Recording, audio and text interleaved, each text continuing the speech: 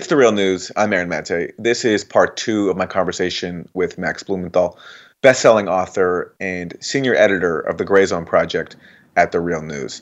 We're talking about the indictment of 13 Russian nationals and three organizations for allegedly meddling in the U.S. political process through social media. One point I want to raise is a concern that I had in watching the reaction this weekend to Donald Trump's Twitter storm about the indictment. You know, he used it to profess his innocence and continued to deny these claims of collusion. And my concern in seeing the reaction is I'm worried that people are conflating an issue that I'm sure annoys Trump personally, this notion that he was elected with the help of Russia. Conflating that with an issue that I'm not so sure if the people around him are so upset about. So, for example, and can use for their own benefit. So, for example, this weekend in Munich at a global security conference, we saw National Security Advisor H.R. McMaster declare that now with this indictment, proof that Russia meddled in the U.S. is incontrovertible. And McMaster recently has been warning about Russian meddling in the upcoming Mexican elections, where a leftist candidate happens to be in the lead. And what I'm concerned is that people are missing that just because this issue annoys President Trump personally, that does not mean that it does not serve the agenda of the people around him, the people who are running policy in such influential ways. Mattis, McMaster, General Kelly as chief of staff, who can very much use this issue of a foreign villain for their militaristic agenda.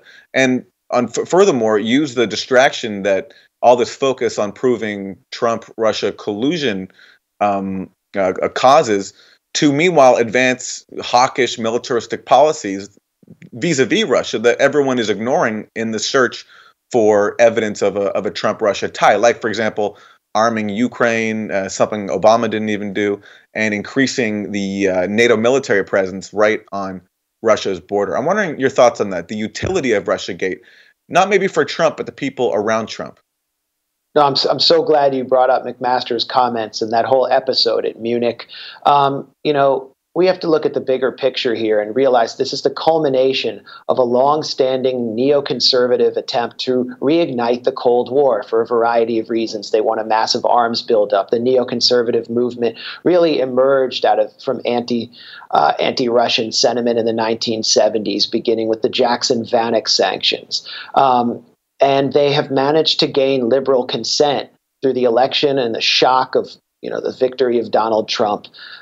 This is a really signal moment for those the Robert Kagans and William Crystals who have been trying to put the U.S. on a war footing against Russia and to essentially criminalize détente with a nuclear power. They despise Vladimir Putin not because he's not progressive, but because he is the main leader in the world who is challenging U.S. hegemony in his periphery.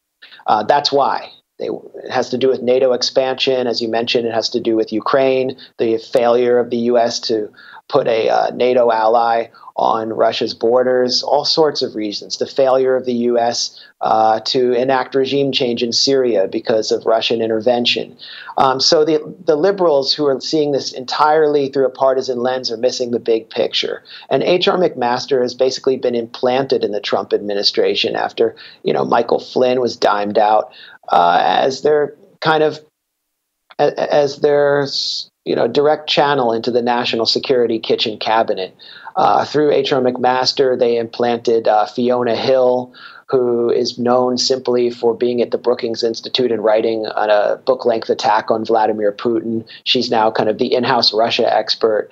And another significant event happened at Munich when McMaster was on stage. A Russian senator rose from the crowd and asked McMaster if the U.S. and the Trump administration would be interested in any way on collaborating on cybersecurity and on de-escalating cyber attacks, basically writing treaties against cyber attacks. And McMaster flat out rejected this proposal. This is the second time the U.S. has rejected Russian proposals to sign treaties against meddling in cyber attacks.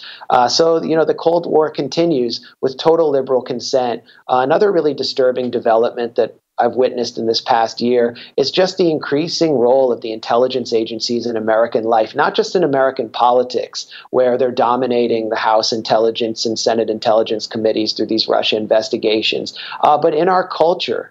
That you have CNN and MSNBC signing a who's who of former intelligence operatives, from James Clapper to Michael Hayden to Philip Mudd to Jeremy Bash, as contributors. And they don't just function as contributors, they help design content. Especially during crises like when Donald Trump was pressured into authorizing the bombing of Syrian airfields in April 2017. So this is, a dangerous moment. Even I've been told by a friend who saw the film Black Panther, which is just like dominating the box office this week, that the hero of that film is a CIA agent. It is virtually impossible now to criticize the FBI or the CIA. And you look at new media like BuzzFeed or Vox, they never report on the CIA. They simply use the CIA and FBI as a source and accept all of its claims as a gospel. The intelligence community is this term that conveys the sense that this is a collection of wise men who go out in the woods to a Mensa meeting and read the oracle on what's happening in the world, and we have to accept all of their claims as the truth. So it's an incredibly dangerous moment where the American public, particularly liberals, particularly the base of people who marched against the war in Iraq and were skeptical of George W. Bush's claims, are being depoliticized. The country's being de-democratized, and we're witnessing a quiet coup by the intelligence agencies under the cover of Russiagate and the narrative of Russian meddling.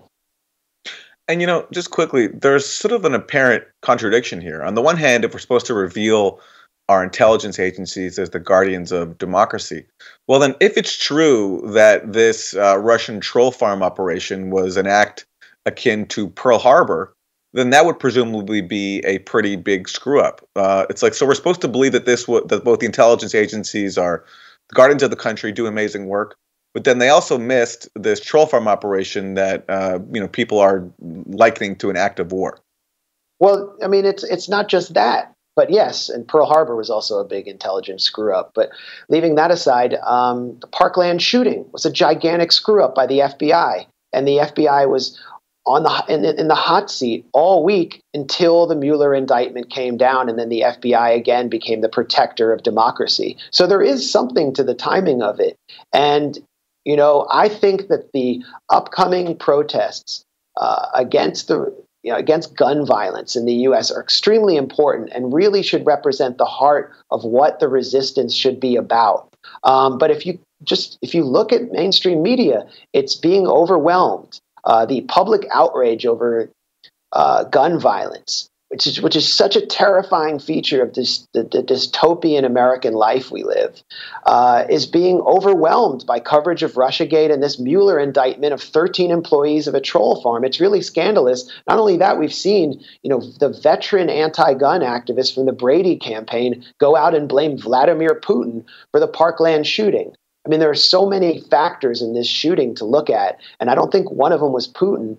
It's another factor, I think, in the de-democratization of Americans and the depoliticization of American liberals. Who can resist this narrative? I mean, it seems like one domino after another is falling, and I don't know where it will lead, because unlike Libya, for example, unlike Iraq, Russia has deterrent capacity. It has nuclear weapons. It can push back against U.S. attempts to even wage a proxy war in Ukraine. So what will the U.S. do? This is just such a disturbing moment. And the reaction that I've seen to this Mueller indictment is like unlike anything I've witnessed since the reaction by the U.S. public to 9/11. The difference is 9/11 was an actual, real event. Just to explain what Max was referring to there about the FBI failing to prevent the shooting massacre in Florida, they received 2 tips, including one, as we reported on the Real News last week, that the shooter, Cruz, they received a tip about his, quote, gun ownership, desire to kill people, erratic behavior, disturbing social media posts, as well as the potential of him conducting a school shooting. That's from the FBI. They received a tip about that but failed to properly follow up.